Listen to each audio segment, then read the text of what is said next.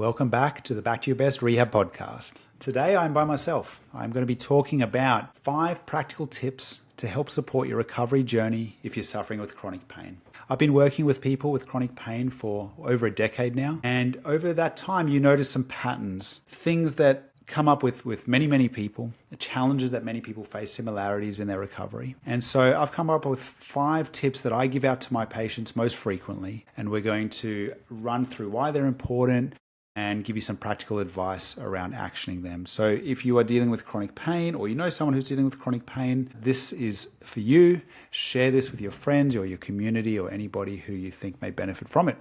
So number 1, we're going to be beginning with the end in mind. This is about setting clear goals. And that's very important because for many people, they don't have clear goals on what they want to achieve through their rehab.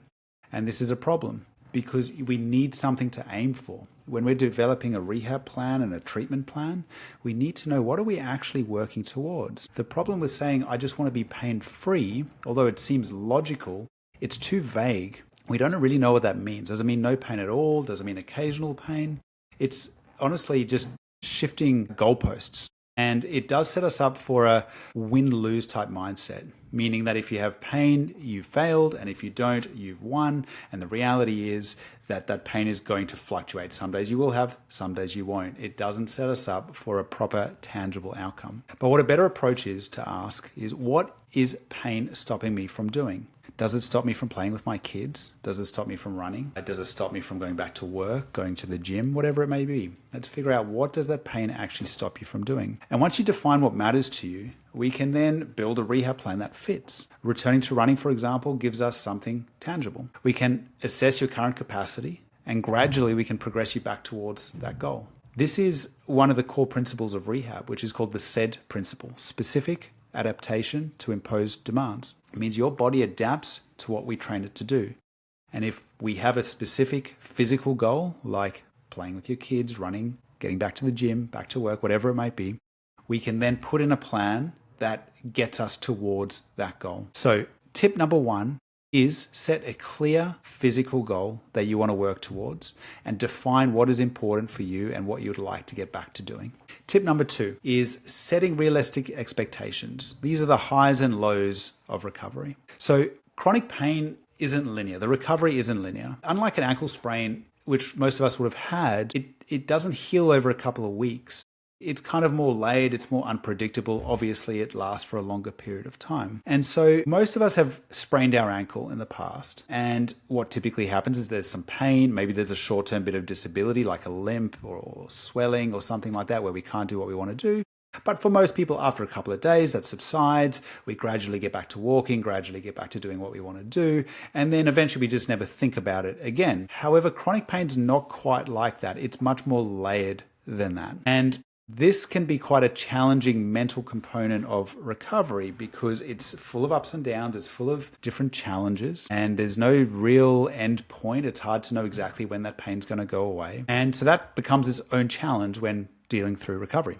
So I often use a bit of analogy, a stock market analogy, which is if you ever looked at a stock market graphic, which kind of looks zigzagged and up and down. If you zoom in and look at the stock market or a stock on one day, it can look quite erratic. If you zoom out to a week, you can see that you can start to see a little bit of a trend. If you zoom out to a month, you can start to see a bigger trend. If you zoom out to a year, you can really start to see the overall trend of improvement.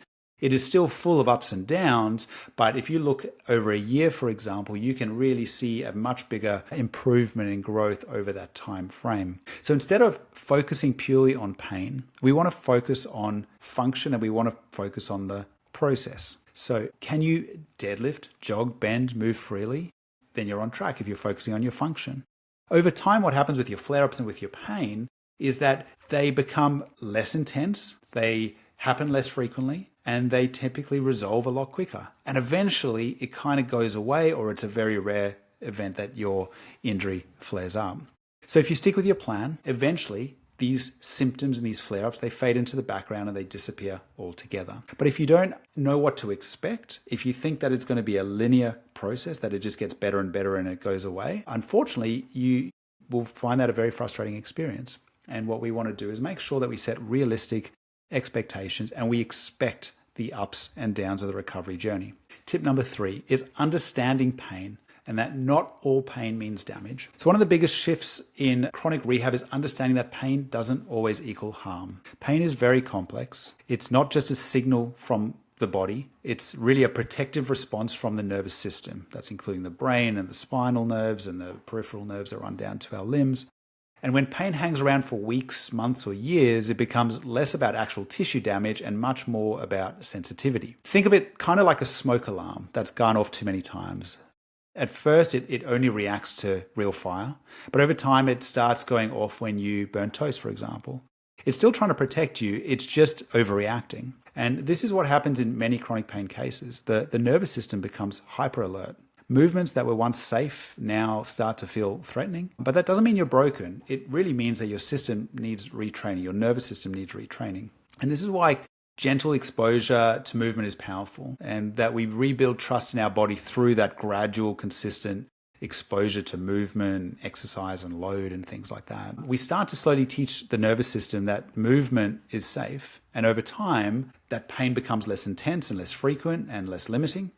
And really understanding this shift is empowering. It means you're not stuck. It's not like your body's stuck that way and it's not changeable. It's not fragile. It means that we can move forward safely, confidently with the right support. But if we don't understand pain at that kind of level, then it can be very hard mentally to make that breakthrough. Because if we feel like pain is constantly causing us damage, we may very well want to avoid the things that we need to do to get back to feeling strong and get back to getting rid of the pain. So a very common example we see in the clinic, because we deal with a lot of lower back pain, is that people may have injured themselves deadlifting or doing some kind of back heavy exercise, and they become fearful of that exercise and therefore they stay away from it. The problem with doing that is they become more and more fearful of it, and then eventually that becomes a pain in itself. And what we actually want to do is we want to start to teach them to do the thing they're most fearful of first, in a very graded, gradual kind of way that they feel safe in when they start, because over time we start to increase that exercise. We start to challenge it more and more, and the body and the nervous system starts to adapt. And people start to learn that, yes, there might be some pain, but it doesn't mean it's damaging. We're starting to desensitize it through graded exposure to whatever exercise we want to work on. So tip number 3, understand the basic principles of pain and that not all pain means damage. Tip number 4 is the power, is my favorite one, the power of compounding, and why consistency really, really matters with rehab. And this is one of the big ones I think a lot of people get wrong, which is rehab isn't about doing everything perfectly. It's about being regular with your rehab and being consistent with your rehab and trusting that all the small efforts done often really creates big change. And so your body responds to consistency, not these kind of big one-off sessions or rehab when needed kind of thing. It needs to be steady and repeated input over time. And that's how we create strength. That's how we create flexibility. That's how we train the nervous system. And most importantly, that's how we desensitize the nervous system. And that's how also we create habits. So it's the same principle that applies to kind of building your finances or building your savings, is that tiny deposits made daily grow into something substantial over time. So this is the power of compounding in rehab. One tip I share to my clients to help with getting this kind of consistency is using a calendar. So we get a kind of a 30-day calendar, we print it out, we pop it on the fridge. And every day you do your rehab, even if it's just one of your exercises, you put a big cross on that day. And your goal is to try accumulate as many crosses, or what's called not breaking the chain, as you can. And this creates a visual representation of your consistency. And that adds or helps people often with that very part of rehab, which is habit formation. And what I generally tell people to do is tell the people in the house that you live in, your family or your housemate, what you're doing so that they can keep an eye on it as well and they can visually see your progress. So there's a degree of accountability. And it really enforces the idea that small efforts matter. So you don't have to do every rehab exercise that you've got to do. Even if you just do one, you get to give yourself a cross and mark off that day. So the other component of consistency is it doesn't just help you feel better, it rewires your brain and your body over time. So the clients who make the most progress that we observe aren't always the ones pushing the hardest. They're generally the ones who stay the course. They're the ones that kind of keep showing up and they keep moving. Even when they're going through a bit of a flare-up, they keep doing what they need to do. And over months and sometimes years, that accumulates and that compounds to make big changes. So don't underestimate the small efforts. As long as you're consistent and you're sticking with the process, that's how you get your big wins there.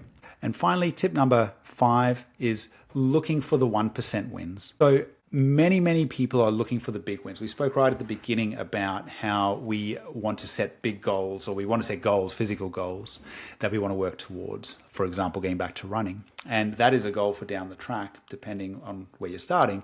But the reality is, in long-term rehab, early on, you're looking for little 1% changes. They're not always big and they're not always obvious, and you actually have to look for them. So they're not always going to be kind of big milestones, or they're not going to be pain suddenly disappearing. Often they're much more subtle, and they're the kind of progress that's easy to miss unless you're looking for it. So it's the little things like feeling a little bit more comfortable walking up and down stairs or getting in and out of the car. It's a little bit more comfortable tying your shoelaces, for example. It's just getting a little bit stronger with your rehab exercises, or maybe it's just being able to stand a little bit longer at work than you usually would be able to.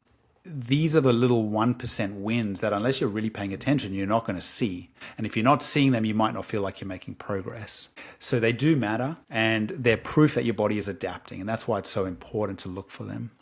And when you add them up over weeks and months, they actually start to become bigger and bigger. That going up a few stairs a bit more comfortably eventually turns into going up and down stairs without any pain. The challenge is that if you're only measuring success by whether or not you feel pain, you might miss these quieter signs of progress. And that's why I encourage people to look for the small wins, the little 1%ers, and celebrate them, write them down, reflect on them, because they're happening and often under the surface. And they're signs that your rehab and the changes you made are working. Rehab, it really is a series of small things that add up over time. And the more you notice them and the more you're encouraged, you'll feel to keep going. So these 1%ers are there, the beginning of your momentum, and that momentum is everything. So those are our 5 tips. So just quickly in summary, we've got beginning with the end in mind, the highs and lows of recovery and setting realistic expectations, understanding pain and that not all pain means damage, the power of compounding and why consistency always wins, and the 1% wins, looking for progress that flies under the radar. If you found value in today's conversation or know someone who might, please consider sharing it with them. This podcast relies on referrals and word of mouth to reach more people, and every share helps us support others on their path to recovery. So thanks again for listening, and we'll see you in the next episode. Thanks for listening to the Back to Your Best Rehab podcast. If you enjoyed today's episode, please make sure to subscribe and leave us a 5-star rating. It really helps us reach more people who need support on their rehab journey. And if you want to learn more about the Back to Your Best Rehab program, head to www.backtoyourbestrehab.com.au. That is www.back2yourbestrehab.com.au for more info. We'll catch you on the next episode.